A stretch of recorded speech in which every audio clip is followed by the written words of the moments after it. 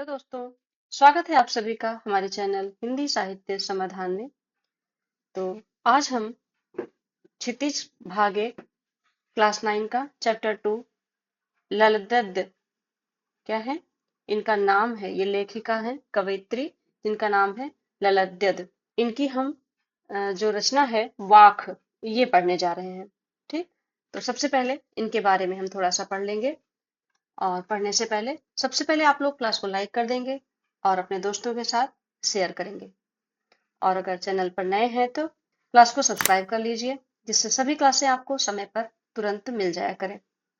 ठीक, तो चलिए शुरू करते हैं। कश्मीरी भाषा की लोकप्रिय संत कवयित्री ललद्यद का जन्म सन 1320 के लगभग कश्मीर स्थित पामपोर के सिमपुरा गांव में हुआ था। तो ये जो कवयित्री थी कहाँ की थी, ये कश्मीर भाषा की है। ललद्यद, इनका जन्म सन 1320 में हुआ था। कहाँ पर हुआ था? पामपोर के सिमपुरा गांव, कश्मीर में। तो इनके जीवन के बारे में प्रामाणिक जानकारी नहीं मिलती। ललद्यद को लल्लेश्वरी, लला, लल योगेश्वरी, लला रिफा आदि नामों से भी जाना जाता है। उनका देहांत सन 1391 के आसपास माना जाता है। ललद्यद की काव्य शैली को वाक कहा जाता है। ठीक, जिस तरह हिंदी में कबीर के दोहे, मीरा के पद, तुलसी की चौपाई और रसखान के सवैये प्रसिद्ध हैं, उसी तरह से ललद्यद के वाक प्रसिद्ध हैं। तो जैसे कबीर ने दोहे, उनकी जो रचनाएं हैं उनको दोहा कहा हम लोगों ने, मीरा के पद हैं, तुलसी की चौपाइयां हैं और रसखान के सवैये हैं, उसी प्रकार से ललद्यद ने क्या लिखे? वाक लिखे। वाक को क्या कहा जाता है? वाणी। वाक का मतलब होता है वाणी। इनकी जो वाणियां हैं उन्हीं को वाक कहा गया। अपने वाकों के जरिए उन्होंने जाति और धर्म की संकीर्णताओं से ऊपर उठकर भक्ति के ऐसे रास्ते पर चलने पर जोर दिया जिसका जुड़ाव जीवन से हो। उन्होंने धार्मिक आडंबरों का विरोध किया और प्रेम को सबसे बड़ा मूल्य बताया।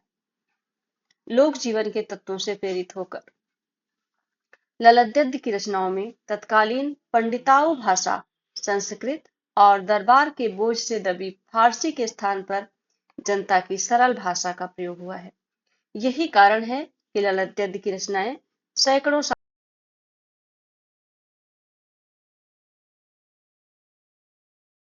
में आधुनिक कश्मीरी भाषा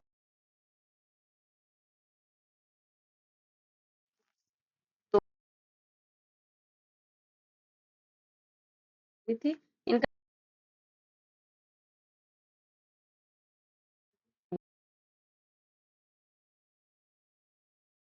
देखो,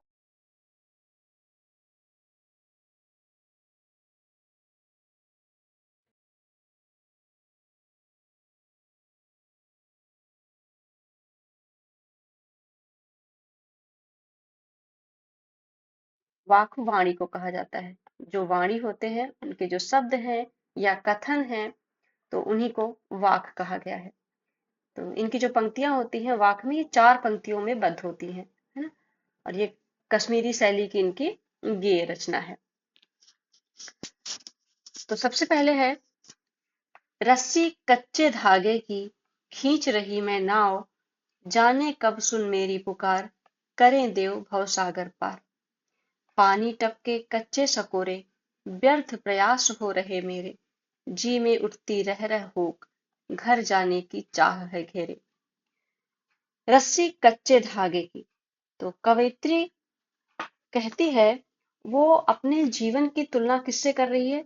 नाव से कर रही है। ठीक, अपनी जिंदगी को नाव बताते हुए कवयित्री कह रही है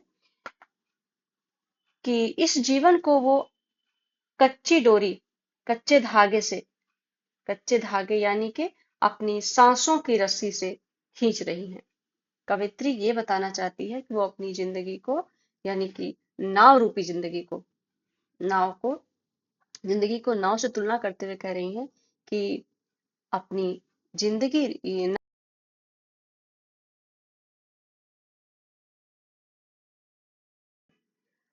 और जाने कब सुन मेरी पुकार, करें देव भवसागर पार। वो कहती है कि वह इस इंतजार में जीवन काट रही है कि न जाने कब ईश्वर उसकी पुकार सुन लेंगे और उसे इस भव सागर से पार करेंगे, इस संसार सागर से उसे पार उतार देंगे। पानी टपके कच्चे सकोरे सकोरे व्यर्थ प्रयास हो रहे मेरे।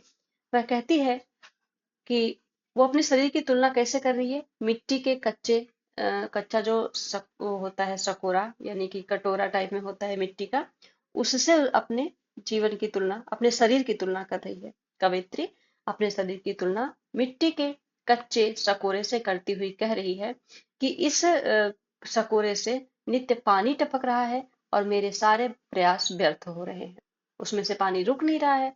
कहने का मतलब है कि उसका जीवन जो है, उसकी उम्र, लेखिका कह रही है कि मनुष्य का जीवन यानी उसकी उम्र दिन प्रतिदिन, हर दिन कम होती जा रही है और उसके प्रभु मिलन के लिए जो प्रयास किए जा रहे हैं वो सभी बेकार होते जा रहे हैं।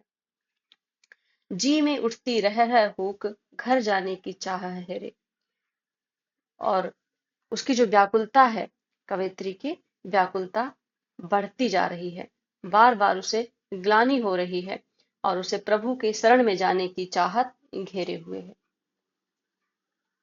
तो इसको एक बार फिर से देखते हैं। कवयित्री अपने जीवन को नाव से तुलना करते हुए कह रही है कि मैं अपने नाव रूपी जिंदगी को कच्चे धागे रूपी रस्सी से खींच रही हूँ, न जाने कब प्रभु मेरी पुकार सुनेंगे और इस भवसागर से पार कर देंगे।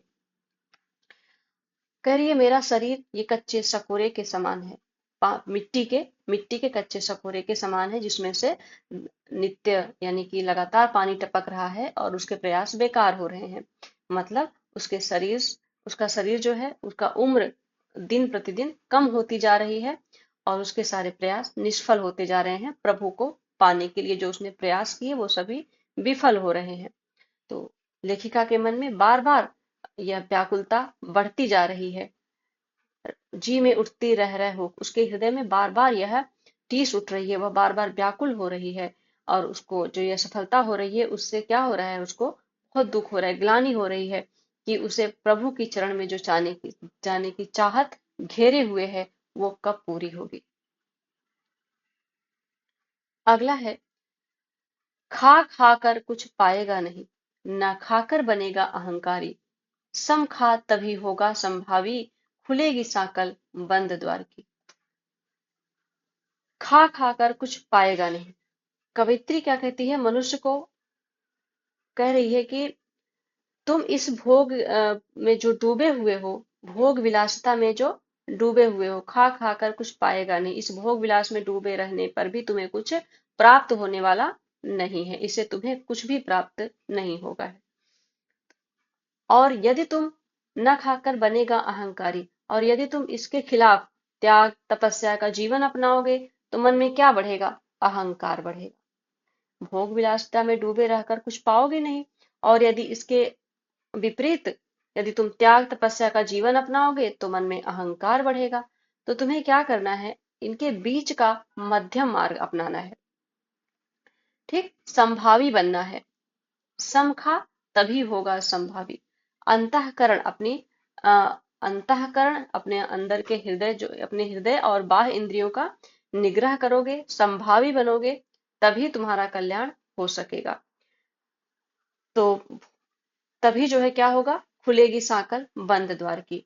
और ऐसा करने से, संभावी बनने से प्रभु प्राप्ति का जो द्वार बंद है, जिसकी साकल, तभी खुलेगी और तुम प्रभु को प्राप्त कर पाओगे, प्रभु से मिलन होगा। ठीक, तो कवित्री मनुष्य को मध्यम मार्ग को अपनाने की सीख देती हुई कहती है कि हे मनुष्य, तुम इस संसार की भोग विलासिता में जो डूबे रहते हो, इससे तुम्हें कुछ प्राप्त होने वाला नहीं है। और अगर तुम इसके खिलाफ त्याग तपस्या का जीवन अपनाते हो तो अहंकार आ जाएगा, तुम्हारा अहंकार बढ़ेगा। तो तुम क्या करो, इसके बीच का जो मध्यम मार्ग है वो अपनाओ। भोग त्याग सुख दुख इन सब का ये जो मध्यम का मार्ग है, अपनाने से ही प्रभु की प्राप्ति का जो बंद द्वार है, जो सांकल बंद है द्वार की, वो खुलेगी और तुम्हारा प्रभु से मिलन हो जाएगा। आगे, आई सीधी राह से गई न सीधी राह, सुषुम सेतु पर खड़ी थी, बीत गया दिन आह, जेब टटोली कौड़ी न पाई, मांझी को दूं क्या उतराई। कवित्री कहती है कि आई सीधी राह से गई न सीधी राह, कि वह प्रभु की प्राप्ति के लिए संसार में सीधे रास्ते से आई थी। सीधी राह, सीधे रास्ते से इस संसार में आई थी प्रभु को पाने के लिए। गई न सीधी राह, लेकिन यहाँ आकर क्या हुआ, मोह माया और जो संसारिक उलझने हैं, इसी में फंस करके अपना रास्ता भूल गई। सुषुम सेतु पर खड़ी थी, बीत गया दिन आ, वह जीवन भर सुषुम्ना नाड़ी के सहारे कुंडलिनी जागरण में लगी रही। सुषुम्ना नाड़ी क्या होती है? सुषुम्ना नाड़ी होती है हमारी जो नासिका होती है, नासिका के बीच भाग में स्थित एक ब्रह्मरंध्र होती है, जिसमें जिसमें ध्यान लगाते हैं कौन? संत लोग, महात्मा जो तपस्या करते हैं, ध्यान लगाते हैं प्रभु को प्राप्त करने के लिए। तो उसी को बताते हुए कह रही है कवित्री कि वह जीवन भर सुषुम्ना नाड़ी के सहारे कुंडलिनी जागृत करने में ही लगी रही और उसका जीवन बीत गया दिन आह, उसका संपूर्ण जीवन बीत गया। जेब टटोली कौड़ी न पाई, और जीवन का जब अंतिम समय आया, जब उसने जेब में खोजा तो कुछ भी हासिल ना हुआ, उसे कौड़ी भी नहीं मिली अपनी जेब में। अब उसे चिंता सता रही है। क्या चिंता सता रही है? कि माझी को दूं क्या उतराई, कि इस संसार सागर से पार उतारने वाले जो मेरे प्रभु हैं, अंतिम समय में जब वो हमें इस संसार से पार उतारेंगे, तो मैं उन्हें उतराई में यानी किराए के रूप में क्या दूंगी। जैसे क्या करते हैं, नाविक को हम पार उतराई में, नाव से जब पार उतारता है तो उसको किराया देते हैं, उतराई देते हैं। उसी तरह से कवित्री कहती है कि जब ये प्रभु हमें इस संसार सागर से पार उतारेंगे, तो उन्हें उतराई के रूप में मैं क्या दूंगी, अर्थात वह इस जीवन में, अपने संपूर्ण जीवन में कुछ भी हासिल नहीं कर सकी। सारी जीवन क्या किया, मोह माया और उलझनों में ही पड़ करके अपना रास्ता गंवा दिया था। अगला है, थल थल में बसता है शिव ही, भेद न कर क्या हिंदू मुसलमान, ज्ञानी है तो स्वयं को जान, वही है साहिब से पहचान। इन पंक्तियों में कवित्री ये कह रही है कि थल थल में बसता है शिव ही, यानी कण कण में ईश्वर विराजमान है। कण कण में ईश्वर बसता है, विराजमान है, वह सबके हृदय के अंदर व्याप्त है, मौजूद है। तो भेद न कर क्या हिंदू मुसलमान, इसलिए हमें किसी व्यक्ति से हिंदू मुसलमान ये जानकर भेदभाव नहीं करना चाहिए। क्या हिंदू है, क्या मुसलमान, इन सब में हमें भेदभाव नहीं करना चाहिए। ज्ञानी है तो स्वयं को जान, अगर कोई ज्ञानी है तो उसे अपने स्वयं के अंदर झांक कर, अपने हृदय के अंदर झांक कर अपने आप को पहचानना चाहिए। यही ईश्वर से मिलने का एकमात्र साधन। ठीक, ज्ञानी है तो स्वयं को जान, वही है साहिब से पहचान। अगर कोई ज्ञानी है तो अपने अंदर जाकर के, अपने अंतःकरण में झांक करके देखना चाहिए कि वही है ईश्वर, हमारे अंदर ही विराजमान है। उससे मिलने का एकमात्र साधन क्या है? केवल अपने अंदर जाकर के देखना और स्वयं में जाकर ईश्वर को ढूंढना। तो ये थी ललित गद्य की वाक, जिसके चारों पद हमने आज यहाँ पे पढ़े। उम्मीद करती हूँ आप सभी को समझ आया होगा। कुछ पूछना हो, कोई भी डाउट हो, तो आप कमेंट बॉक्स में आकर के पूछ सकते हैं और अपना सुझाव दे सकते हैं।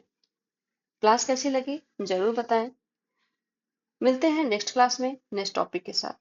क्लास को देखने के लिए आप सभी का बहुत बहुत धन्यवाद।